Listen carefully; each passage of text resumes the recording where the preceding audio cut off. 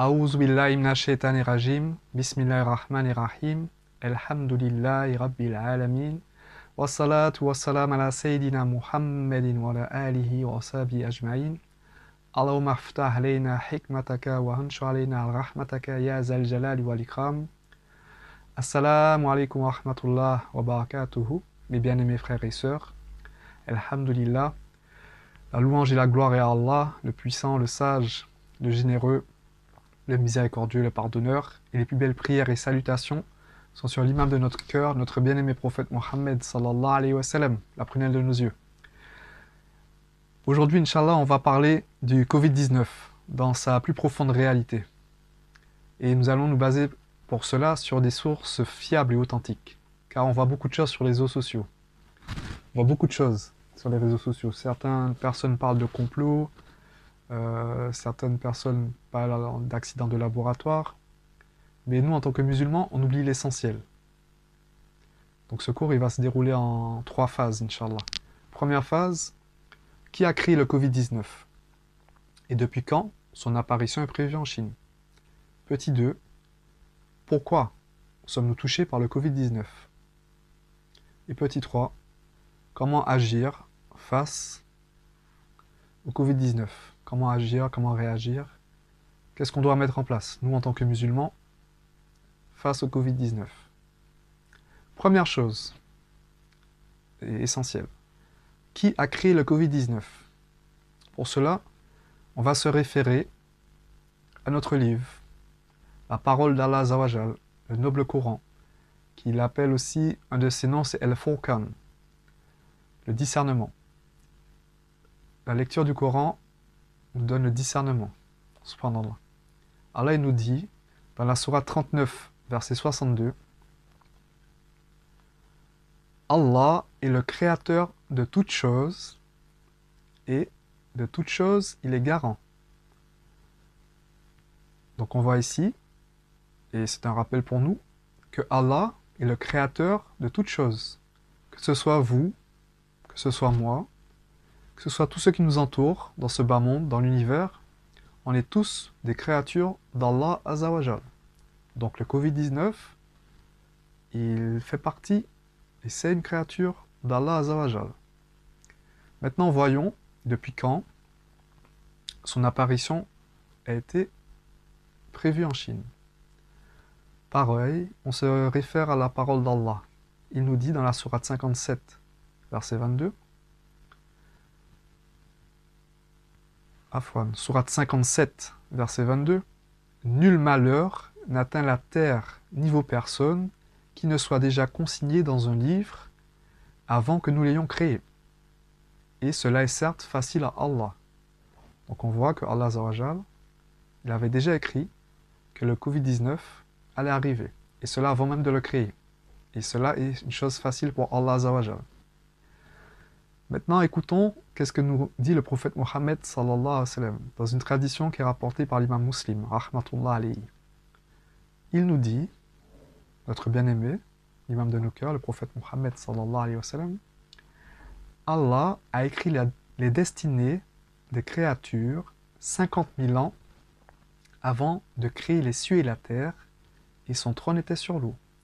Allah a écrit les destinées des créatures 50 000 ans avant de créer les cieux et la terre, et son trône était sur l'eau. Subhanallah.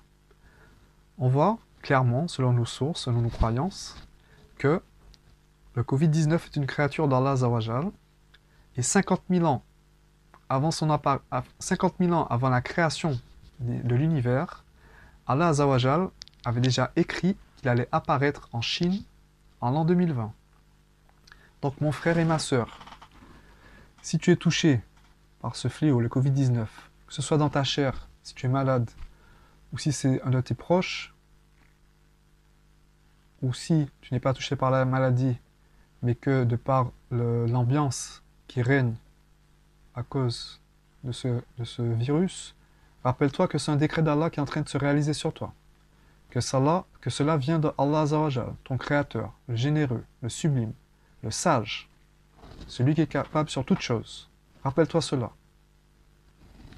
Maintenant, on a vu qui a créé ce virus et depuis quand c'était écrit qu'il allait arriver et qu'il allait nous toucher personnellement. Voyons maintenant pourquoi nous sommes touchés par le Covid-19. Allah nous dit dans la sourate Al-Mulk, la royauté, dans les 2 premiers versets.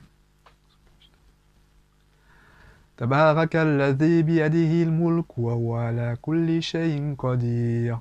Alladhi khalaqal mauta wal hayata liyabluwakum ayyukum ahsanu amala wa huwal azizul ghafour. Allah Azza wa Jalla, il nous dit: béni soit celui dans la main de qui est la royauté, et il est omnipotent. Celui qui a créé la mort et la vie, afin de vous éprouver et de savoir qui de vous est le meilleur en œuvre. Et c'est lui le puissant, le pardonneur. Subhanallah. Allah, clairement, il nous explique qu'on est ici, dans ce bas monde, afin d'être éprouvé, afin de savoir qui d'entre nous va le mieux agir, et que c'est à lui qu'appartient la royauté, tout ce bas monde, tout l'univers, tout l'au-delà, tout appartient à Allah, et il a créé notre vie et notre mort, notre existence ici-bas, afin de nous éprouver, de savoir comment on va agir. C'est un peu comme un examen. Allah nous fait passer un examen afin de savoir qui va avoir les diplômes. C'est ça la vie ici-bas. La vie ici-bas, c'est une terre d'examen. On est là pour agir, pour planter, pour semer. On n'est pas là pour rester indéfiniment ici-bas.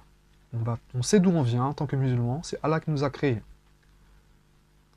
On sait où on va retourner à Allah. On sait d'où on vient, on sait où on va. Entre les deux, la vie d'ici-bas, Allah nous a informé que c'est une terre d'épreuve. D'ailleurs, dans une tradition, le prophète Mohammed sallallahu alayhi wa sallam nous a dit: soyez comme des passants dans ce bas monde. Donc, notre vraie patrie, c'est Allah, c'est l'au-delà. C'est notre vraie terre. Et tout comme on part en voyage dans des pays pour le travail, par exemple, quand on est loin de notre famille, quand on est loin de nos proches, on est triste. On n'a qu'une hâte, c'est de retourner les voir. Et on met tout en place pour pouvoir retourner les voir. Ce bas monde, c'est pareil. On va retourner à Allah Azza wa Jalla, c'est notre créateur, et on a rendez-vous avec lui. Chaque seconde qui passe, chaque jour qui passe, chaque année qui passe, nous rapproche de notre rencontre. On va retourner à notre bien-aimé créateur. Alors, agissons. Et ce bas monde est là pour ça. Il ne faut pas se laisser leurrer par ce bas monde. Il y a beaucoup de versets qui parlent de la réalité du bas monde et des épreuves ici-bas. On va en citer quelques-unes afin que nous puissions profiter de la parole de notre Créateur. Notamment dans la sourate 47, verset 31, Allah dit: nous vous éprouverons, certes, afin de distinguer ceux d'entre vous qui luttent et qui endurent, et afin d'éprouver vos nouvelles. Ou encore, dans la sourate 2, du verset 155 au verset 157, Allah nous dit: très certainement, nous vous éprouverons par un peu de peur, de faim et de diminution de biens, de personnes et de fruits, et fais la bonne annonce aux endurants qui disent, quand un malheur les atteint: certes, nous sommes à Allah, et c'est à lui que nous retournerons. Ceux-là reçoivent des bénédictions de leur Seigneur, ainsi que miséricorde, et ceux-là sont les bien guidés. Mashallah. Qu'Allah nous compte parmi ceux-là, que quand une épreuve les touche, quand un malheur les touche, ils disent: certes, on est à Allah, et à Allah on retournera. Qu'Allah réalise cela dans nos cœurs, dans notre intellect, dans nos corps, ya Allah. En résumé, par rapport à la réalité profonde du Covid-19, on sait que c'est Allah qui l'a créé. Allah, il a décrété que ça allait nous toucher. Allah, il sait si demain on sera malade ou si un proche sera malade, mais dans tous les cas, on est touché de façon indirecte et directe pour certains, de par ce qui est en train de se passer. Cette épreuve qu'Allah nous a destinée, elle est là pour distinguer ceux qui agissent de la meilleure des façons, ceux qui patientent et ceux qui sont satisfaits du décret d'Allah. Le Covid-19, c'est un examen d'Allah Azawajal. Chacun, en fonction de la façon dont il aura réagi, agi, il aura les récompenses liées à cela. Maintenant qu'on a vu cela, la réalité du Covid-19, voyons maintenant les armes que nous avons, nous, en tant que croyants, pour affronter ce fléau. Première chose, le prophète Mohammed sallallahu alayhi wa sallam nous a appris qu'il faut agir sur les causes. De par sa vie, de par des hadiths, il nous a enseigné cela. Donc, il est important pour nous de prendre soin de ce corps, c'est une amana qu'Allah nous a donnée, justement en respectant les consignes sanitaires et différentes consignes qui seront données par le gouvernement, entre autres, afin, justement, d'agir sur les causes. Puis, une fois qu'on a agi de façon extérieure sur les causes, dans notre cœur, on place notre confiance en Allah. Car on sait que c'est Allah qui décrète les choses et qui est capable sur toute chose. Donc ça, c'est la première chose. Deuxième chose, on doit s'armer de patience. Le prophète Mohammed sallallahu alayhi wa sallam nous a appris, dans un hadith qui est rapporté par l'imam al-Bukhari, rahmatullah alayhi, celui qui s'efforce d'être patient, Dieu le rend patient. Aucun don n'a été donné à quiconque qui soit meilleur et plus vaste que la patience. Donc, subhanallah, en résumé, petit 1, on agit sur les causes, on place notre confiance en Allah Azawajal, on patiente dans l'épreuve. Maintenant, une question qui est intéressante et qui est importante de mettre en avant, parce qu'on le sait, souvent on le sait que c'est bien d'être patient, ça on l'a intégré au niveau de l'intellect. Mais maintenant dans la pratique, dans les gestes, dans notre réaction face aux épreuves, comment on peut renforcer notre patience? Il faut essayer déjà de se rappeler, dans un premier temps, que c'est un décret d'Allah. Quand une épreuve arrive, c'est un décret d'Allah. Et que Allah est tout le temps avec nous, il nous examine à chaque instant. Et que les épreuves sont là pour nous faire, pour nous élever, pour nous purifier. Il y a beaucoup de hadiths qui parlent sur cela, et vous les connaissez sûrement. Moi, je vais citer un hadith qui a été rapporté par l'imam Tirmizi, où le prophète sallallahu alayhi wa sallam a dit « La grandeur de la récompense est à la mesure de la grandeur de l'épreuve. La grandeur de la récompense est à la mesure de la grandeur de l'épreuve. Quand Allah aime des gens, il les éprouve. Quand Allah aime des gens, il les éprouve. Celui qui accepte l'épreuve aura la satisfaction d'Allah. Et celui qui lui oppose son mécontentement, Allah sera mécontent de lui. » On voit clairement ici que plus Allah t'aime, plus il t'éprouve. Et plus grande est ton épreuve, plus grande sera ta récompense. Et celui qui accepte cette épreuve aura la satisfaction d'Allah Azawajal. Dans un livre, l'imam Muhasibi, rahmatullah alayhi, a rapporté une tradition où il est dit « Allah a dit, je vois tout ce que supportent les hommes patients pour moi, et ce qu'endurent ceux qui souffrent pour avoir ma satisfaction. » Subhanallah. Quelle est belle cette phrase et quelle est belle cette réalité. Allah dit, je vois tout ce que supportent les hommes patients pour moi, et ce qu'endurent ceux qui souffrent pour avoir ma satisfaction. Je vois tout ce que supportent les hommes patients pour moi, et ce qu'endurent ceux qui souffrent pour avoir ma satisfaction. Pourrais-je leur faire perdre une œuvre ou oublier une de leurs traces? Comment cela, alors que je suis le maître de la générosité? J'accorde ma générosité à ceux qui se détournent de moi. Qu'en est-il alors de ceux qui viennent à moi? Allahu Akbar. Subhanallah. Allah, il est avec nous. Allah, il nous voit. Alors patientons. Patientons en vue de rechercher la satisfaction d'Allah Azawajal. Et il est celui qui est au courant de tout. On ne va rien perdre. Allah Azawajal est notre but. Alors mon frère et ma sœur, si le Covid-19 te touche, si tu es éprouvé par le Covid-19, alors sache que c'est une épreuve qui vient d'Allah. Allah il est en train de te faire passer un examen. Allah il veut ton bien.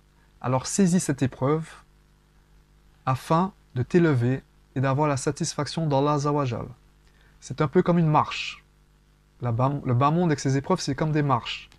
Si on en accepte l'épreuve, on prend cette épreuve en se disant c'est Allah qui l'a décrété, c'est pour que je puisse me rapprocher de lui, bismillah, j'avance.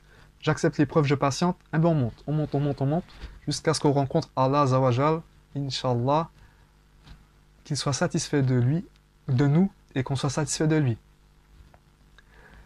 Pour réaliser pleinement cette sagesse par rapport au fait de patienter, et qu'il faut qu'on se rappelle que c'est Allah qui a écrit toutes choses, et que Allah nous examine, il faut être dans la compagnie des véridiques, la compagnie des pieux, la compagnie des héritiers du prophète Mohammed sallallahu alayhi wa sallam, car ils ont hérité des deux ailes. La science de la purification, la science du cœur, ceux qui travaillent sur l'intention, et la science de la charia, la jurisprudence. C'est deux ailes. Il faut les deux ailes pour voler. C'est un peu comme une jarre aussi. Si on a la jarre, donc la jurisprudence, donc le contenant, il faut maintenant le contenu, avec la sincérité, donc le cœur. Donc en étant dans la compagnie des véridiques, comme Allah nous le demande dans le Coran, ils transmettent cela, la purification du cœur, qui permet l'élévation de l'esprit, la bonification du comportement, et l'amendement des choses que Allah n'aime pas. Celui qui purifie son cœur, il purifie son esprit. Et son esprit, du coup, aspire à Allah Azawajal et toutes les choses qui rapprochent d'Allah Azawajal. Son corps, notre corps, l'enveloppe charnelle, qu'Allah nous a donné pour ce bas monde, est un soldat. Il obéit à cette intention, à ce cœur, à cet esprit. Par contre, celui qui n'est pas purifié, qui n'a pas purifié son esprit, il ne regarde pas Allah Azawajal. Lui, il regarde le dunya. Et en regardant le dunya, il court vers le dunya. Du coup, il ne se rappelle pas que les choses viennent d'Allah. Et il voit que les causes. Et il s'enferme dedans. Et il court à sa perte. Qu'Allah nous préserve de cela. Et qu'Allah accorde la guidée à l'ensemble des gens afin qu'ils puissent travailler sur leur cœur et qu'ils renouent avec les héritiers du prophète Mohammed sallallahu alayhi wa sallam. D'ailleurs, Sina Rajab il donne une très belle image en nous expliquant qu'un homme qui se met face au soleil, le soleil symbolise Allah Azawajal, donc celui qui se met face à Allah Azawajal, il est tout le temps en contemplation face à Allah. Et son ombre qui représente le dunya, donc l'ombre de cet homme qui représente le dunya, elle est derrière elle. Et plus cet homme aspire à le désir de rencontrer Allah et avance vers Allah, vers les actions qui mènent à l'amour d'Allah, plus le dunya qui est derrière lui, il court après cet homme, il le suit. Le dunya le suit. Par contre, si cet homme tourne le dos à Allah Azawajal et regarde le bas monde, donc cette ombre, plus il va courir vers le bas monde, plus il va vouloir des choses de ce bas monde, plus il va s'éloigner, plus ce bas monde va s'éloigner de lui et plus il va se fatiguer. Il va aspirer, il va vouloir toujours plus. Le prophète Mohammed sallallahu alayhi wa sallam, il a appris que si un homme avait une montagne d'or, il en voulait une deuxième. On a vu beaucoup de cas comme ça, de millionnaires, des gens qui ont beaucoup d'argent, des choses de la dunya, mais qui sont tristes et qui se suicident, qu'Allah nous préserve. Qu'Allah nous préserve, ya Rabbel Alamin. Donc on a dit, il faut être dans la compagnie des héritiers du prophète Mohammed sallallahu alayhi wa sallam, ceux qui ont les deux ailes.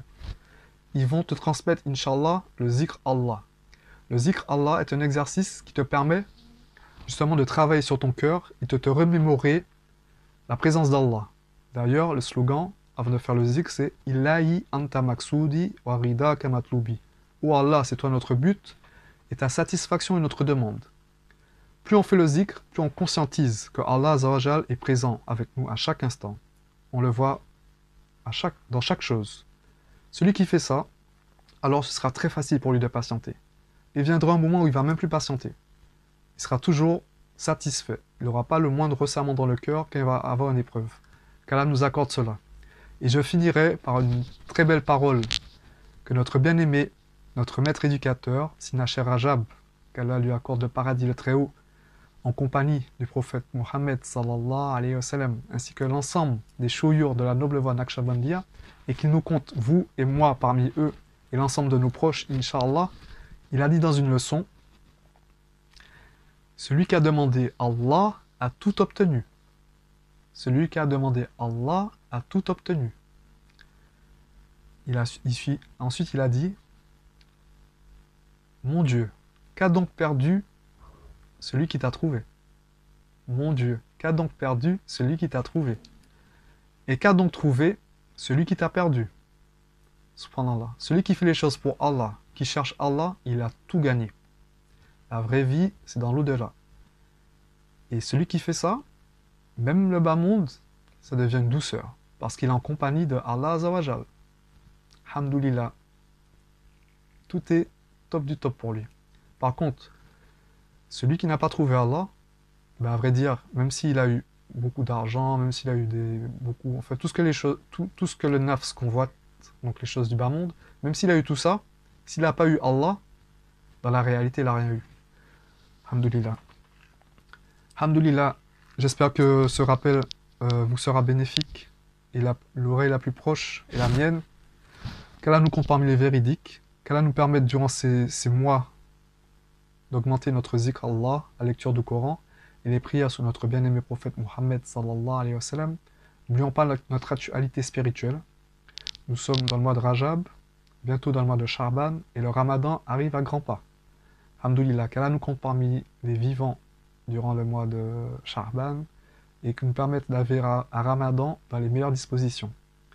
Subhana rabbika rabbil izzati amma yasifun, wa salam ala al-mursalin, walhamdulillahi rabbil alamin.